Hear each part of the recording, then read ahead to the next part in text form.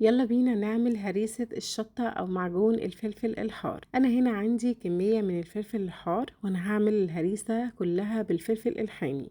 في ناس بتحب تعمل ميكس ما بين البارد والحامي عشان تزود الكمية وفي نفس الوقت بتكون مش عايزاها سبايسي قوي، فانتوا تقدروا تعملوا كده لو ده هدفكم. انا هعملها معاكم بالحامي فقط.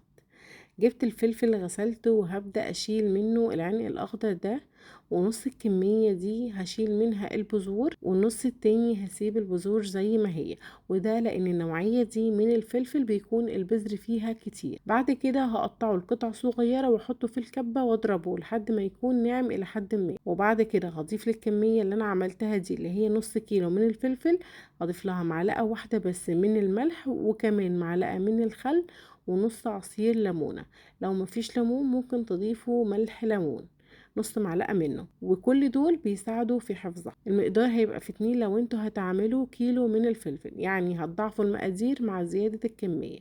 ممكن تضيفوا بابريكا حلوة تظبط معاكم اللون لو اللون ما طلعش معاكم حلو كده. المهم انا قلبت كل ده مع بعضه، وهجيب برطمان نضيف ومتعقم، هضيف في اوله شوية من الزيت واضيف عليهم الهريسة، واخر حاجة على الوش هضيف كمان شوية من الزيت. والطريقة دي بتضمني بيها ان الهريسة تكون متغلفة كويس جوه البرطمان بالزيت. وبس كده هيبقى جاهز معاكم احلى هريسة شطة بيور من غير اي اضافات زيادة. في ناس بتحب تضيف عليها توم، وفي ناس بتحب تضيف عليها توابل او بابريكا او فلفل بارد زي ما قلت لكم.